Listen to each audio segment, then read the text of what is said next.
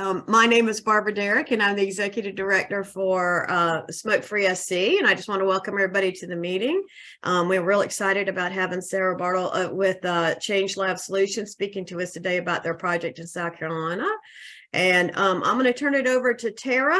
If you get a chance to introduce yourself in the chat box, that would be great. And anyway, I'll turn it over to Tara to do the morning introductions. Thanks, Barbara. Thanks, everyone, for joining us. As you all know, the meeting is recorded and we put it on our website and YouTube the following week. So if you want to rewatch it or share it with anyone, you can find it on our website next week. We are thankful that our presenters are here today, willing to talk with us this Friday morning. First, we're going to hear from Beth Johnson from ACS CAN, who always gives us a brief, helpful legislative update about what's going on in the world of tobacco. And then we will hear from Sara Bartel from ChangeLab Solutions. She is the senior attorney and project manager for the Office of Smoking and Health. So we're thankful that they're both here today. I'll let Beth talk and then we'll just transition into Sara. So thanks, everyone, and we're glad you're here today. All right, well, good morning. I am excited to hear from Sara as well. So thank you, Sara, for joining us. So we had elections last week. That was last week, right? Gosh, isn't that crazy? It just seems like it flies by. You know, really not a lot changed for us in South Carolina. We did have a good number of House seats. So all of the members of the South Carolina House of Representatives were all up for re-election. And we had a good number of House seats who were challenged, seats that were challenged. And overall, the outcome pretty much remained the same.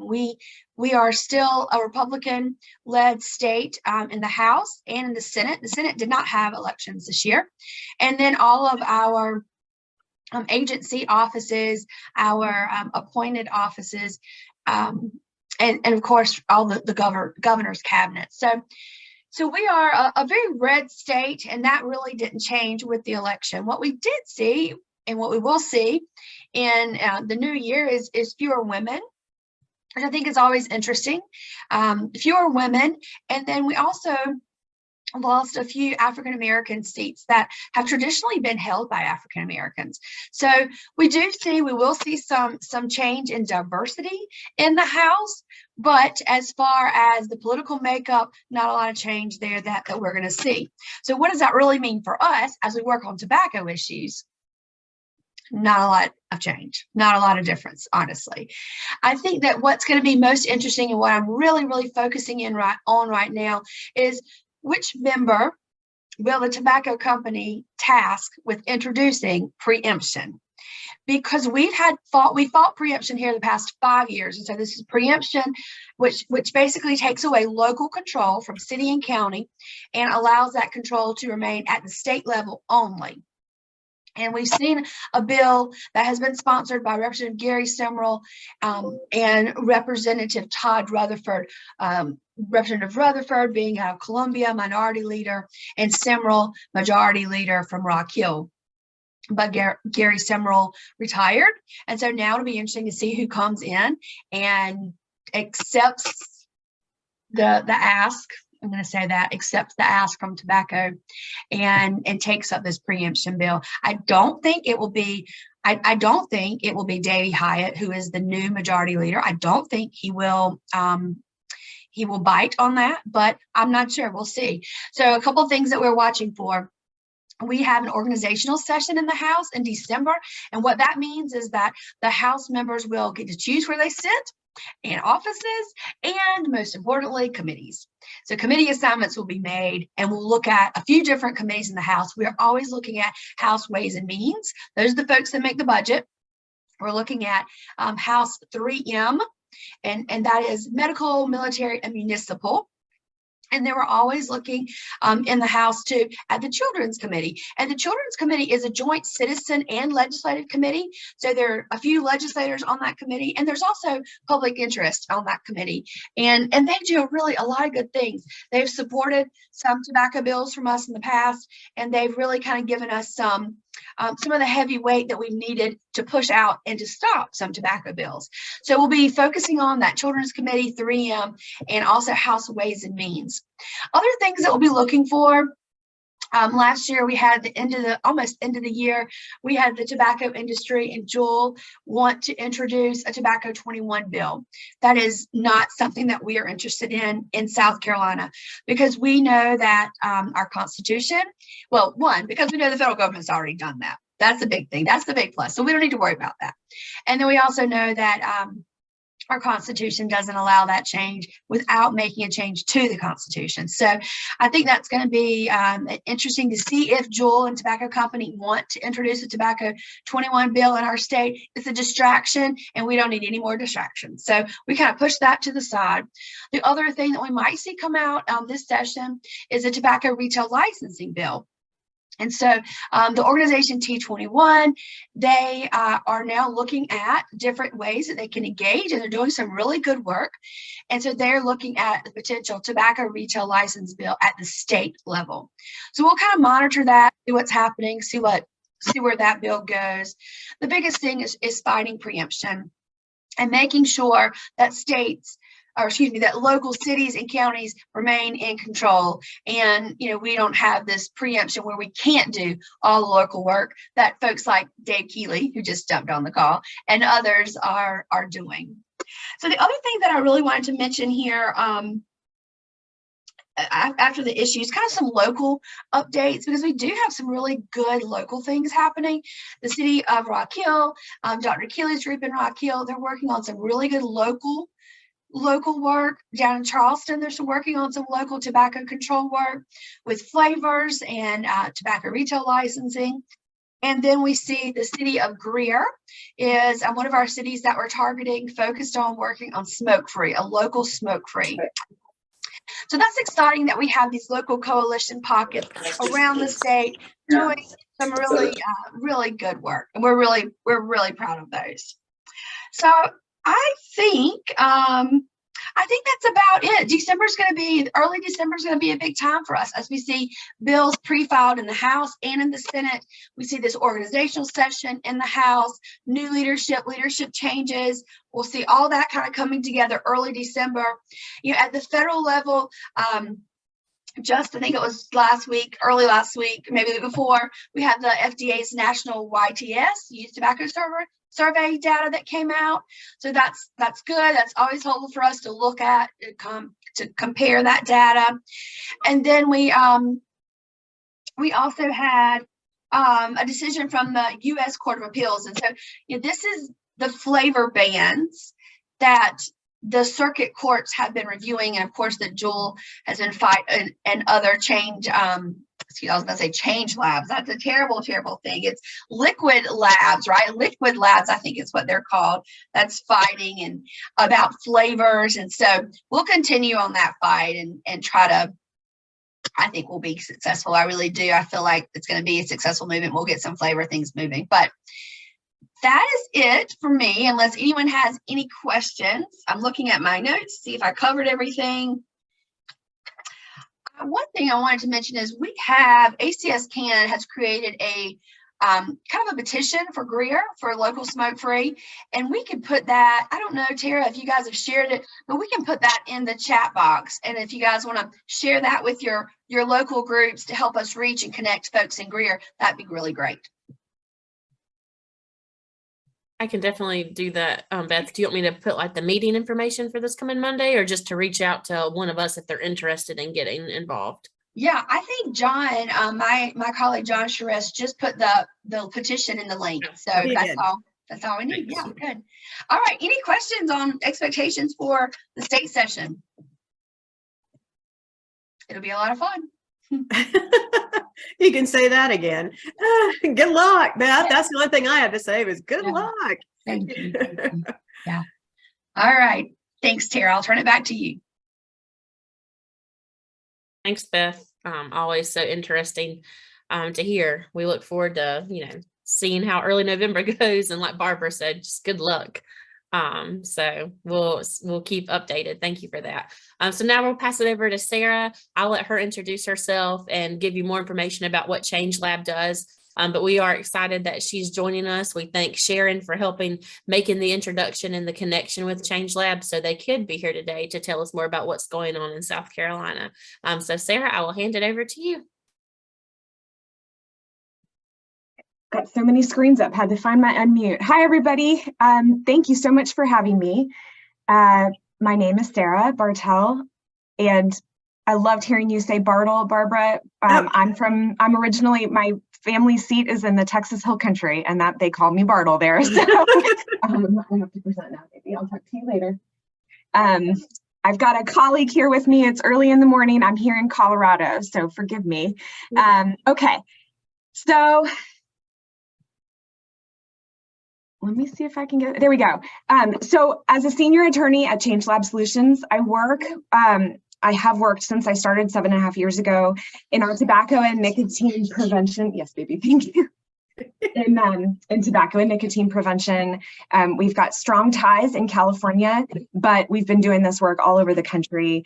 And I'll talk more about the recent efforts we've been doing with OSH in a moment. I also work with our cross-sector collaborative initiatives at ChangeLab Solutions. So I've done a lot of work with teams from different sectors working on upstream health issues. Some of them are working on tobacco and nicotine prevention, and some are working on, a range of upstream policy issues. So I bring that sort of like partnerships angle into any space, especially our OSH work. So here's a quick agenda for our short time together today. I'm hoping that this is going to be like a 15 or 20 minute presentation and that we reserve a lot of time for conversation and questions that come up. I have a lot of slides and I'm happy to share them, and you can also interrupt me. I move through them pretty quickly. My feeling is that you can see whether it's interesting and know what you want to follow up on later, because I know y'all we can't get into too much detail here today anyway. So we're going to talk a little bit about our partnership with OSH, and then I'm going to speak about our equity foundations, which is core to ChangeLab in our work, as well as our framing research that we did with Frameworks Institute on tobacco and nicotine issues specifically. Then I'm going to summarize at a very high level the conversations we've had with the regional leads in South Carolina and the trainings that we will be providing in early December for some of those regions.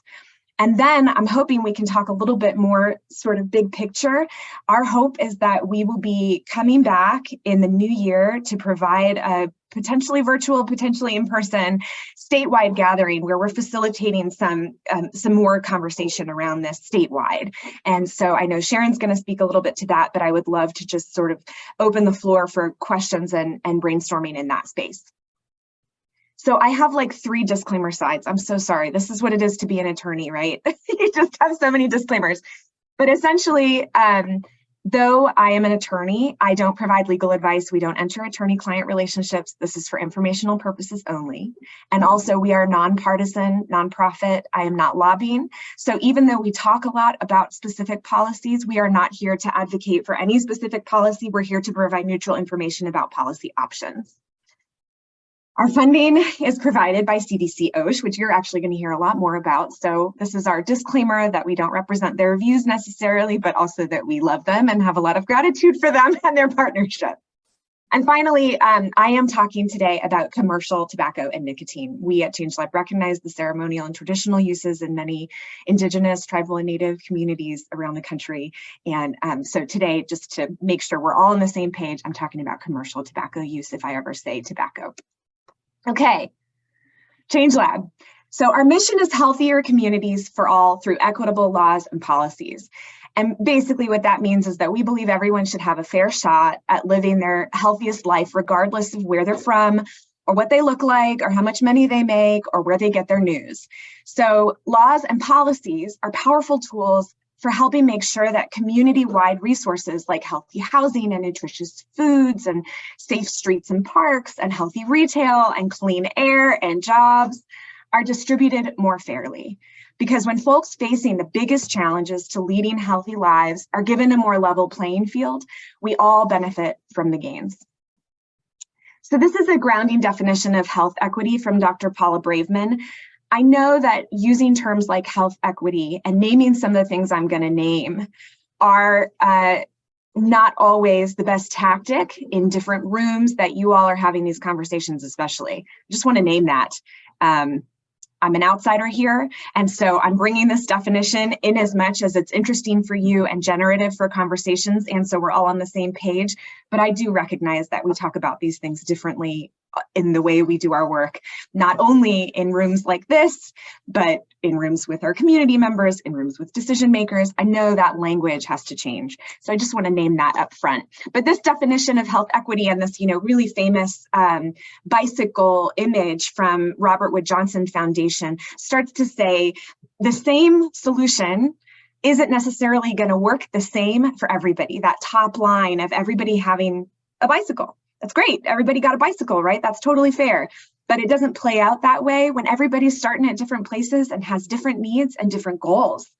So the second one gets at equity, right? That nobody is coming at this, starting at a different place and then getting the same treatment. It's kind of tailoring the way we think about our policy solutions for where people are, right? That old saying, let's meet people where they are.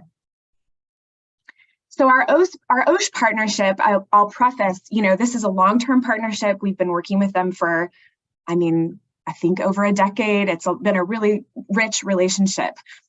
And the focus is on local work, local policy work via key state partners. And so local obviously is going to mean something different in every state. We're all structured differently. Y'all know that better than me. And also, it doesn't just happen with staff. It happens with, the organizational partners and the community partners, the business partners. Like, this work happens very broadly. And we very much, again, bring that sense of partnerships into our technical assistance, our trainings, and our products. Our national trainings are also driven by conversations at the local and state levels. Nothing we do is just like because somebody asked us to do it or because it sounds cool. It's all driven by conversations from what we're hearing in the field. We have, ChangeLab started out as a tobacco organization, a tobacco technical assistance organization. We've been providing technical assistance in tobacco for over 25 years. That's what we're bringing to the space when we do even our national trainings and our national partnerships. We work across policy types. We've got materials on smoke-free. We've got retail materials. And we're working across the policy process. So from assessments and getting a policy option list and making that preemption analysis, like y'all were talking about, all the way through evaluation and change and update and sustainability. That's our kind of meta umbrella consciousness that we bring to the policy process when we're talking about our tools. And always, we are grounded in community-driven partnerships and the goals of those who are most affected by the issues.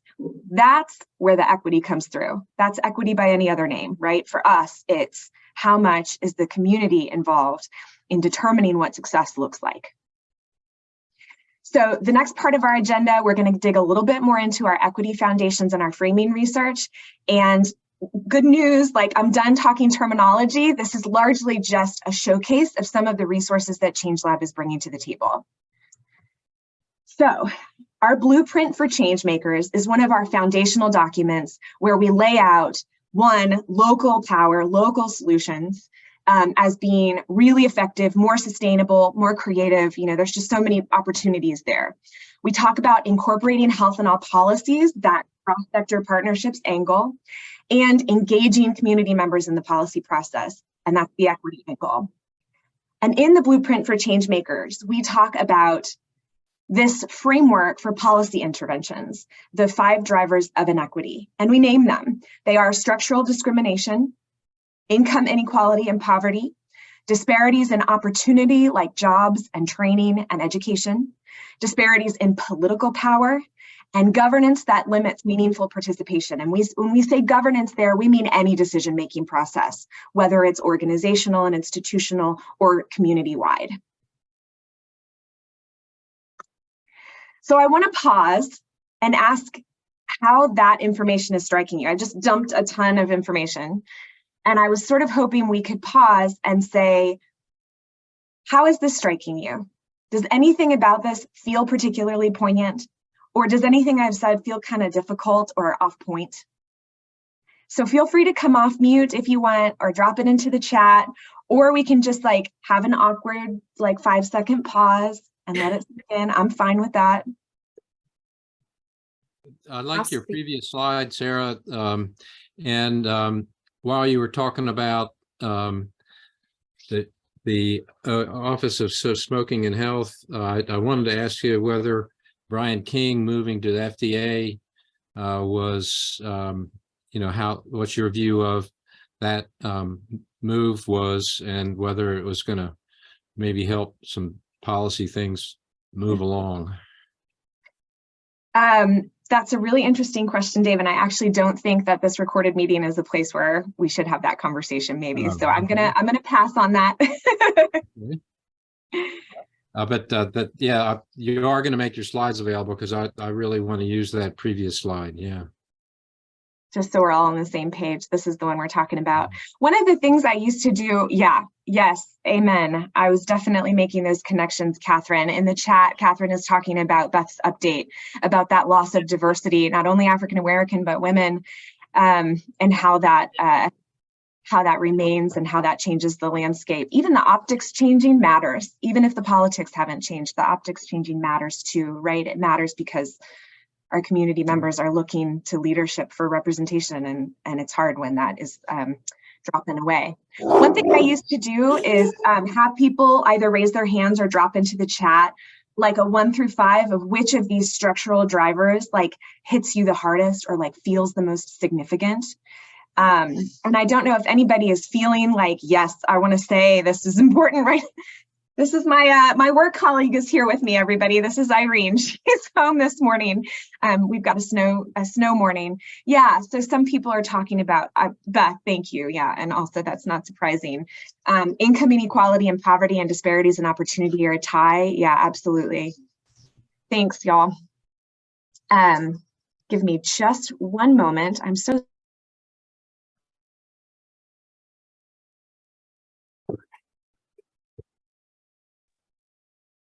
this is like, okay, this is what it is, right? Everybody knows what this looks like when you're working from home. Okay, so the thing about the blueprint and the drivers, I'll just go back a slide actually, is that whatever policy area we are working on at ChangeLab, we know that if a policy solution isn't considering these 5 drivers or the root causes and isn't going through that analysis, the final policy solution risks missing the mark, right? It risks just like not being as effective. And quite frankly, it risks causing unintentional harm and actually making things worse. So it imbues everything we do. And part of that is the process by which we do the work. Because equity is about more than outcomes, right? I'm not going to go into any detail here. You can see the list, but there's a lot of implications that the policy process has upon how people feel involved in their community and in the decision making. It's about agency. It's also about like, what are the actual solutions to address the actual goals, right? That are going to be something the community can get behind, can implement and invest in. And with that comes our resources. So I'm going to spin through a few resources here. If you want me to go back to any slide, just let me know. I'm going to move pretty quickly. But these are just like a smattering of resources that I'm sharing that hit across the policy process. So for example, we've got addressing tobacco-related health inequities. This is actually a fact sheet focused on health impact assessments and how early retail, community, and equity assessments can pave the way for successful policymaking throughout the whole process, and regardless of the outcome, can influence equity and the feeling of community engagement for community members. Our tobacco point of sale preemption playbook was released earlier this year in partnership with Counter Tools. We love them, love their stuff, fund them. And this walks through, I really love this resource because it goes through some of the basics. It's got some of that really basic language that can help you kind of parse out some legalese. We've got case studies from communities. Yay, thank you, Beth. We talk about local authority, the role of local authority, and we talk about options for making progress under preemption, whether that's pursuing different policies, pursuing other things, if policy isn't quite what's on the table for you, and even what to do if you want to try and change the preemptive status. Again, this is like Beth's expertise, but there are a lot of great resources in here, including linking out to places like ACSCAN and HEART and those other advocates from organizations on the ground with you all in your work.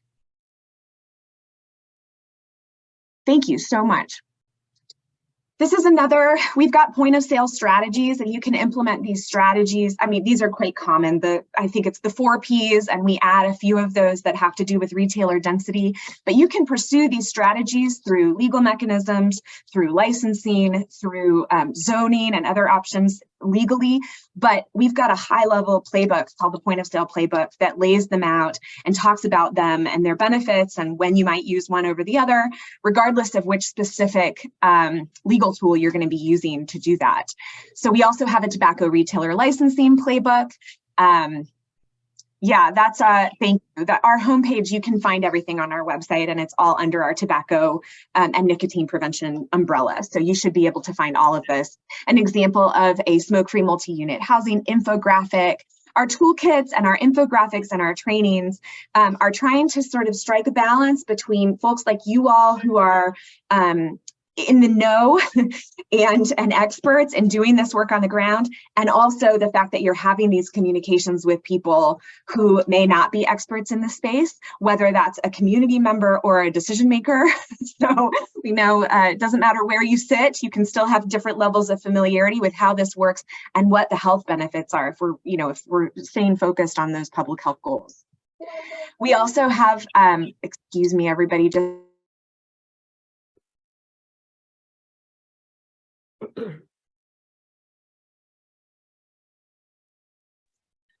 y'all.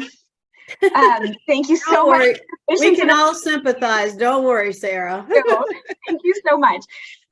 So equitable enforcement, this is a recent guide and it spans policy areas. This is not specific to tobacco and nicotine prevention, but it does talk about tobacco enforcement options for maintaining that, like, you hear it called like a health equity lens, but really I think about it as how are you embedding policy implementation in community and staying tapped in to how your policy is actually playing out in like the hearts and minds of the people whose lives it's affecting, right? So that's the approach for our enforcement guide here. And you can see there are some specific tips that I have like pulled out. So you can see like, what would I find here?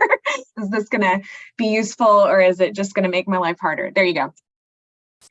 So finally, I want to share our work with Frameworks Institute. So a few years ago, we partnered with them for a multi-year initiative. Frameworks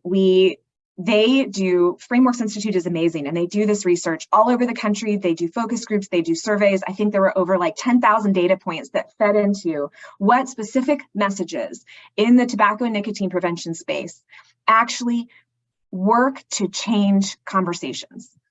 Not how do we like reframe it to trick people into agreeing with us, but what is actually motivating action? Because sometimes, regardless of your politics, the way we have framed things in the past can actually make people feel defeated, or it can like reinforce biases unintentionally, and it's not going to actually change the conversation. This like, stop raising awareness already. Stop just teaching people about the problems. Start motivating, using your messages. Every conversation you have is an opportunity to use a message to motivate action to change, right? Yes, I love that. I love that you love frameworks. I do too. I've worked with them across a number of policy areas, housing. I mean, I love them. But this is just, it was a ton of research. We had an expert advisory group, including folks from South Carolina. I mean, y'all, we love y'all. I hope y'all can tell. So this is what came out of it. They did a research-based strategic brief.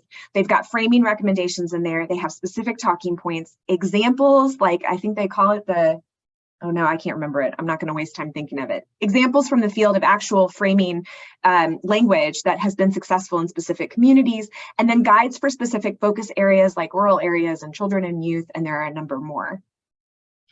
And that really underlies the way we do this work every step of the policy process.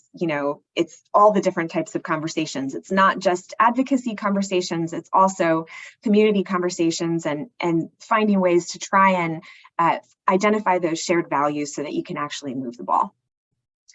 So now we're going to talk about I'm like watching my time, the conversations we've had so far with the South Carolina regions. So just so you know who I was talking to, some of them are on the call. We were talking with regions, regional staff, or sorry, staff that are working with the regions, the Midlands, Upstate Greenville, Low Country, and PD. So Susan Collier, and I'm sorry if I'm not Collier or Collier, Lily Hall, Felicia Vesey, and Suzette McLennan. Hi, Suzette. And Sharon has been helping us collaborate with all of these staff to have conversations and determine sort of what of our research might be helpful to bring into a regional training. So we'll be providing those trainings. My colleagues, Jessica and Becca, will be there in early December to provide those trainings. And the summary that I'm providing is specific to those conversations, but I also think it's going to feed into a larger conversation, again, pointing to that statewide meeting that we're hoping to facilitate in the new year. Yes, I agree. I'm very excited. They are so pumped. It's been a long time since we've been able to travel and have like real human conversations. So Jessica and Becca are really looking forward to that. And honestly, it's so much about what we are learning. More than just sharing our research and facilitating the conversation, we bring so much away from those sessions, and really intentionally we'll be bringing them back into the statewide training that we'll be planning in the new year, which is honestly what I'm hoping to do today. So I'm going to go through a summary of what has come out of those conversations based on the outline for the trainings, and then I'm hoping we can sort of have a conversation that feeds some of those ideas back into you all and your work and how it's affecting you and what questions and resources you may have or be bringing to the table.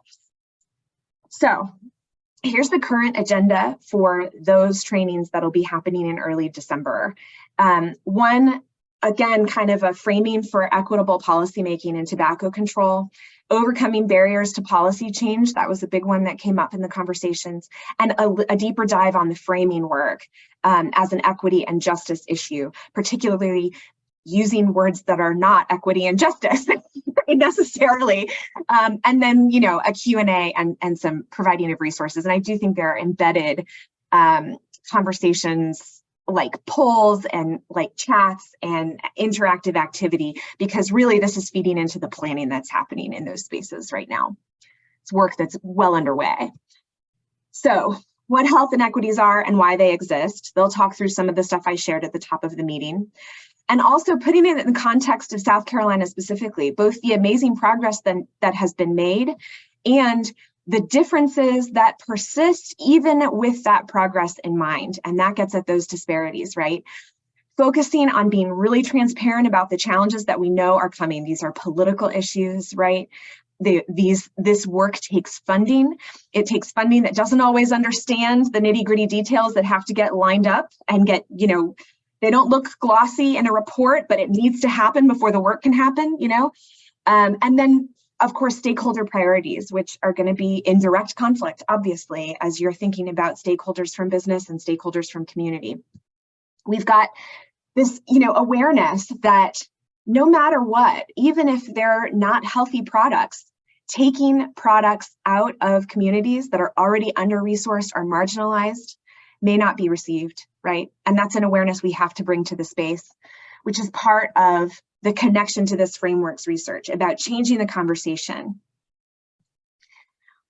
A little bit more, and I'm going to spin through this really quickly. I'm not trying to share details on this research. I'm trying to highlight for you what is available when we dig deep on the research here. But one is that the way we talk about things matters. It changes the conversation, it changes the discourse, which can change thinking, which can ultimately motivate that shift in will and buy-in to change policy. And we think a lot across issues about shifting the framing from an individualistic, that portrait frame, where we're thinking about individual behavior and decision-making and direct services and education, and we shift it to the landscape, that portrait frame, where we think about the way that our communities are setting people up for success or not, and how our communities do so in a way that isn't necessarily fair. based on the fact that like everybody deserves a fair shot at this, like I said at the top, regardless of what they look like or where they're from or how much school they've had or where they get their news, like everybody deserves that. And so as we look at a community-wide angle, we can start to see how those resources like clean air, for example, are maybe not distributed fairly, and to try and think of policy levers as an opportunity to level the playing field. But that shift from the individualistic decision-making frame to the community, how is the community setting people up to have options, to make those decisions that are available to them, that are right in front of them? So the report is really lovely. It goes into details about specific types of messages that were really effective and motivated people to think, yeah, I think that's important. I think we should take action on that, versus those that were like, oh God, it's pointless. Or, you know what, that's on them. That's not my problem, right? So avoiding things like talking about the economic toll of tobacco and nicotine issues and health issues, calling it a public health crisis. Or we've come so far, this is just the last little bit, right? Those are things that actually didn't motivate action. It didn't compel people to get engaged and say, you know what, this does affect me. Whereas things like fairness, here's how this problem works, really explaining it and laying it out, making sure that they know who the players are, right? Focus on youth sensitivity. Y'all know better than I do. That's an obvious one that a lot of people are like, well, yeah. Industry tactics, past and present, again, being really transparent about who the players are and what the specific activities were that got us in this mess. And also local empowerment, that preemption angle, the ability of local control to, if it's working right, have a stronger sense of community voice embedded in that policy process. There are some specific metaphors that they talk about. One of them is this, like, again, shifting the lens from an individual to this community-wide pressure that builds up on people, and honestly, people from different groups differently, right? So just another example of what types of materials are in there. There's this background sense of, we have to come into this space as folks who work with or in government to acknowledge past harms in order to move forward. We can't ignore the past. So when we shift the frame to this systems thinking and away from the idea that individuals bear this responsibility for themselves, you can start to unhinge those ways that government action may be contributing to the way our communities are unfairly distributed. And then also this local voice before industry influence, right? And I'm not going to go into detail, but this is really intuitive, and I think it rings true in a lot of different contexts, again, regardless of which side of the aisle you're on. So now I want to move into some statewide planning. I hope timing wise I'm okay, but just cut me off if we run out of time for conversation. But this is honestly where I was hoping to just kick it back to you all. So I'm here to answer any questions about the presentation, about any of the materials I shared, and about the existing conversations we've been having in South Carolina so far. But I would also be interested in hearing what this is bringing up for you, what rings true, what you would want to dive deeper on if we were to come back statewide in the new year.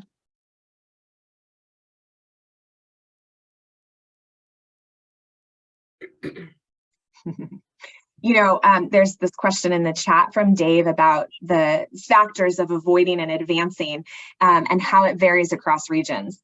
You know, the work is national. And on the one hand, that's amazing because it is this sort of higher level analysis based on their research. And again, it's like, you know, 10,000 data points in communities all over the country. On the other hand, it's necessarily going to be overly broad. And the part of the work of doing trainings with this research is just to start a conversation about what rings true and what doesn't. Because in any community, there's going to be specific examples where it's like, well, that doesn't work for us. That's wrong for us. That's absolutely a conversation we need to be having, or we're going to get laughed out of the room. Or, you know, the opposite. If I said that word, if I walked into a space and said justice, or if I named racism, or if I said equity, I would get laughed out of the room. I would lose all credibility, right? So we know, and Frameworks certainly knows, that there's that need to be flexible and to read the room. And part of this research is just meant to say, here's what we found nationally. Here's the broadest stroke we can make. How does that shift your thinking? You know, just open the conversation. Nope, yes. And also it honors the differences. Like, y'all know this, right? Communities, and especially in tobacco and nicotine prevention all over the country, get grouped together. Tobacco Nation is a group. Regions are groups. States are considered a group. And there's a lot of generalizing just to try and get something to hold on to. But it's anytime you generalize, you're missing the nuanced diversity that happens down to each individual community, each individual neighborhood. And this is hopefully setting the stage for the conversation to the neighborhood level so that you can say, let's be intentional about this. Let's think about what we need to say, what needs to get said, where we can't compromise, and where we can think of phrasing it differently so that we can start to find those common values and loosen the conversation a little bit to make progress. So thanks for raising that. Sarah, this is sent to you with the Smoke-Free Law Country in Charleston. So quick question, when you talk about partner, have you guys trying to recruit faith-based community, maybe like church leaders, and them being well informed, like in the polite way, you know, how the tobacco company actually target, you know, the church members. And then I know with the Black Health and Equity, they have a Mental Sunday. So I'm just trying to see how can you, what you're trying to help us understand, how can we recruit maybe the faith-based community to be tied in on that and push those agenda to be grassroots invested. Have you guys ever tried that? Yeah, thanks so much, Cynthia, for that question. Have we tried it personally? Like, has ChangeLab been involved in direct faith-based partnerships? No. Our work is one level removed, and I say that with a level of humility. I know that is always going to limit our ability to connect with you and your work. So I just want to name that. But I will say that I've worked with a number of communities where church partnerships are central. In another space, I was working in Marion County on food access issues. And at least there, if you weren't understanding the role and the leadership of faith-based institutions in all of the work, I mean, it's just such a strong part of the community where we were working. It was absolutely essential. And the framing that, the framing ideals that keep coming up for me as you were talking about how to get them on board, how to get them engaged, they've got a lot of expertise. They are tapped into incredibly important aspects of folks' lives, right? Inherently. And so walking into those partnerships with a sense of how much they are bringing to the table and identifying, lead with shared values, make sure you're clear about what the problems are. What is this? That's where you were getting at, who's the enemy here? Why are we in this situation? Whose actions put us in this situation, right? That's where you get at that targeted marketing, and that's something they know. I mean, that's not, I don't think, I think part of it too is you're not necessarily going to teach them anything. So this is more about they've clearly got a lot to offer you, and you've probably got a lot to offer them. And so I think it's naming those shared values, naming that common enemy, which might be a process. It doesn't have to be a person. I'm not very antagonistic. I'm not sure antagonism directly helps our work as much as some people think it might, right? So part of it is just naming the system, putting that in place. Who did what? How did that develop? And what's motivating them? Okay, so shared values, name the problem, which is a systemic issue, and then share solutions. Here's what we're thinking. What have y'all been thinking? right? They're going to bring a lot to the table. You're going to bring a lot to the table, and having that conversation is already going to be doing the work of what you're talking about, which is, you know, bringing more voices together, having a more unified tack, and when more people are aligned and you've got more voice, you've got more power at the policy level, right? There's a lot of power in our faith-based partners in a lot of communities in this country, and seeking to tap into that and share it is a really strong approach, I think, to any partnership, I think, regardless of who you're talking to. Thank you.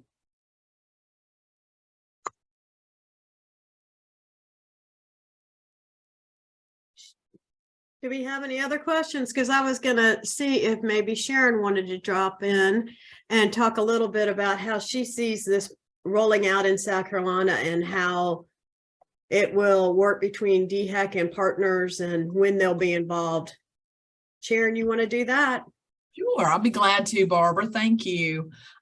First, thank you so much, Sarah. Your presentation was absolutely wonderful. We are so fortunate to have great partners like ChangeLabs come and provide these resources to South Carolina directly. We're just so thankful for the opportunity to have you guys partner with us. What we have been offered is these training opportunities, and we've chosen to move them down to the local level through our DHEC community systems managers that are within our 4 regions, as Sarah mentioned, and I did see we have Suzette here. So Suzette, I'll invite you to jump in as well and talk about this, because you're mainly you're one of the ones that is putting this together for your region. But we're taking this opportunity to build local capacity to try to move policy forward, and we appreciate so much the health equity lens that's provided by ChangeLab, because we know that this is where so many of our challenges lie. If we continue to just try to blanket the state with our messages and our efforts, we're really missing the key issues that are happening at the local level and the changes that can be made there. So we're so excited to be hosting these training sessions as Sarah mentioned, in early December, and they will be across all of those 4 regions in a very quick week. We'll be doing 2 a day in some instances. So the girls are going to get to see a lot of South Carolina in a very short period of time. But we're also using this as an opportunity to have these local stakeholders, Suzette and Susan and Felicia and Lily, really help bring their teams together, and in some instances community members, to really identify the issues that are happening in their local communities, and using some of these strategies as ways to try to mitigate some of these issues that we're having, to be able to move policy forward in our local areas, which we know is so critically important. And so we're just really excited to see what's going to come from each of these sessions. And then also, as Sarah mentioned, once we have these individual sessions in these regions, we're going to come together in the new year as a state to share what was learned in each of these local sessions, and to be able to identify some of the key areas that these local areas are going to choose to work on for the next year, and be able to do some cross learning across all of our regions. So we know that, issues that are happening in the Low Country may not be happening in the PD, and may not be happening in the Upstate, or may not be happening in the Midlands. So it gives a real great opportunity to identify what's going on in those local areas, and given these great strategies and tools to be able to start addressing that, and be able to then hopefully be able to move some policy forward following all of this great work. So we are super excited about what's going to be coming out of all of these. I would say if you are a community partner and you're interested in linking up with the local folks for what they've got going on and the schedule that they'll have, and being able to see if the community partners are being invited to the local table versus being invited to the state table, please reach out to me and I'll put my email address in the chat. And then I can help you link in with our 4 regional folks who are spearheading all of these efforts. So I will make sure and put my information in the chat, and I open it up for any questions for me or Suzette, if you want to mention anything about the efforts that will be in the PD, that would be great as well. Hello, everybody. Just to share some what we're planning in the PD, in addition to Jessica speaking, we are trying to bring as many partners together from each of our 12 counties, and we're going to make it a full tobacco summit. Basically, we're going to do a 9:30 to 2:30. The morning part will be dedicated to ChangeLab, doing the training, and then in the afternoon, we want to have community conversations and talk about how we can take this information back to our local communities and how we can make it work and what it is we need to work on in the PD. And so we're going to have like tables by county. So there'll be a Horry County table, a Clarendon County table, a Lee County table, and we want all of these partners having a community conversation. My team is going to kind of do a facilitated conversation. So we're going to give them some questions and everything to jar the conversation, but allow these community leaders to have this conversation after we go through this information in the morning. So since we have these great individuals coming in, Jessica and whoever else is coming with her, to bring us this information, we don't want people to just come and get it and leave and that's it. We wanted some conversation to say, what are our next steps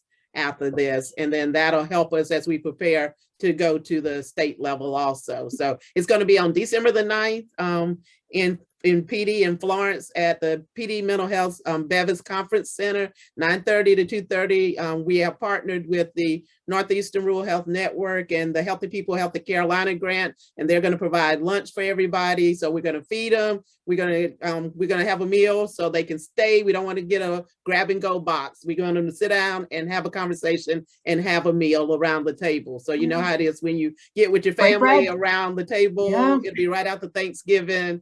Everybody will be excited about eating a meal together. So we're going to have the counties to eat a meal together and talk. So come on over to the PD if you want to.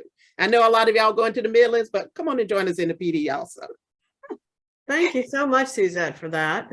And it's good to meet you. And thank you, Sharon, for sharing the state view. And Sarah, excellent presentation. We couldn't be happier to have you on board. So much new information, and I'm glad to see that I'm just glad to see this project being undertaken. It's very exciting for South Carolina.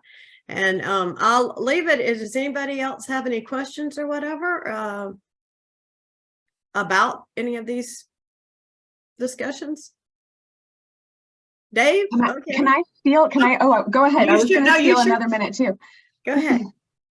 I was just going to say, I think I don't think I kind of close the loop on the framing of the economic toll argument. I think economic arguments are very valuable. The shift here, and it's very brief, is rather than talking about the costs, talk about the gains. Talk about the increased productivity, the increase in the value of a healthy workforce. It's just flipping it to one of talking about the economic toll to thinking about the value of seeing these changes in communities. So just a really easy turn there that I didn't quite make. And the last thing I wanted to do, I put that drivers of inequity up because my God, Suzette, y'all are amazing. This is every conversation I have in South Carolina is like this. I'm like, maybe this is interesting. And y'all are like, yeah, we're going to use that and we're going to take it and we're going to do it in 15 different ways and we're going to facilitate it and we're going to bring in the community. Always, I love it. But I think, the goals of these 5 drivers is not just like, well, what do we need to think about in terms of the policy? It's also, it facilitates conversations with community members and partners in the community who care about these issues more than tobacco right now, right?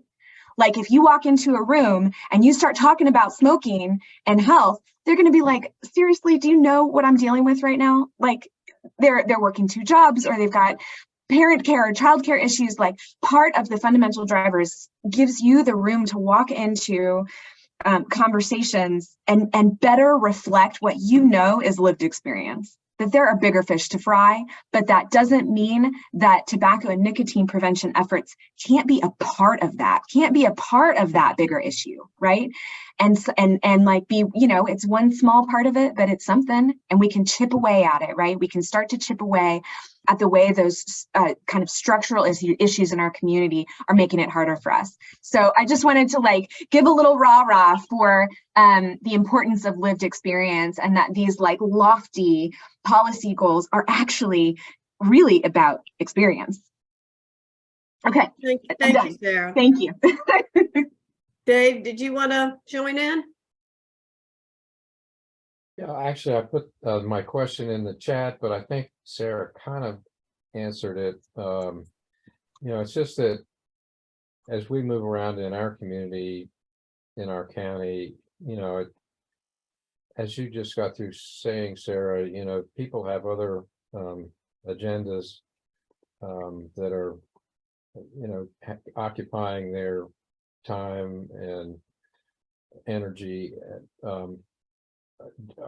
I just was posing the question, do you think that really emphasizing the equity frame would help? You know, do you see it as really helping? I mean, when you talk about structural racism and the ways that our local environment, you know, disadvantages people of color, you know, does that then kind of open the door for, hey, what about nicotine containing products being sold in our area? I'm just throwing that out. Yeah, I mean, There are certain rooms where if you walk in to have the conversation and you lead with, hey, look at what products are being sold in our community, and you're not naming the elephant in the room, if the elephant in the room is structural racism or any type of structural discrimination, or is income inequality and poverty, to walk into a community and say, hey, we're trying to get these products out of your community, and the response is, surprise, surprise, the government wants to come in and take more products out of our community, take more stuff out of our community and put nothing back in, right? You'll know, right? The point of this is to like give yourself a check before you have those conversations, or better yet, to approach those conversations with a questioning attitude, with a sense of humility about, you may not know what the priority is when you walk in that room. And if you start the conversation by saying, hey, I got this stuff that I think is going to be really important to you, but I need to understand you. What's your priority? What are y'all thinking about right now? What's the biggest issue? Because I'm here to see if there's any overlap in what the resources I've got to throw at these issues, to see whether they can help get at yours. And then you framed the conversation to get started. You know, one, it's just a completely different note. It's a completely different style of partnership. And 2, you're making no assumptions. And you know in the back of your mind that it could get really big picture. And the fact is that like you might need to go there before you can say, all right, so, you know, maybe there's a hook here. Maybe there's a connection to the way my work like feeds into that, because I see this industry presence, you know, causing less freedom, causing more harm. And I think we can work together to get it out, right? Suddenly, everything's on the table, and you're coming at this with equals, and you're respecting the work they're already doing on their priorities. All right, that's helpful. Thank you. Yeah. That's great. All right, I'm here. I know we're over time. I'm here. I wish I could package that speech, and so I'm glad we're recording this, and I'll do my best. Yeah. It'll be on our website next week, Yeah, Dave, so you can practice. Yes. Well, thank everybody for being here today. And I just want to say this has been a great presentation, Sarah and Suzette and Sharon. I'm so excited about this project. I always leave these roundtables invigorated and ready to jump in again. And so I hope y'all get the same feeling when you come and get some great information out of it. As always, thanks so much for joining us. We will not have a roundtable in December. Because it would be when we're all on break, and I know nobody wants to come in for that, but we will have one in January, starting again in the new year. I think January, Smoke Free SC, we are going to do a presentation about what's changed in the past 6 months, what we're working on, just sort of our values and that sort of thing for the January presentation. And then in February, Riata Scott, who's on this call, and Helen Deckel will be talking about faith-based organizations and their work with DHEC. So as always, wonderful to have you. And Tara, do you have any goodbyes? Yeah, just goodbye. Nothing to add. Thanks y'all for coming. Thank you so much. And this will be available next week on our website. Thanks again, Sarah, Sharon, and Suzette. We appreciate it. And Beth. All right. Bye-bye. Bye, everyone. Thank you.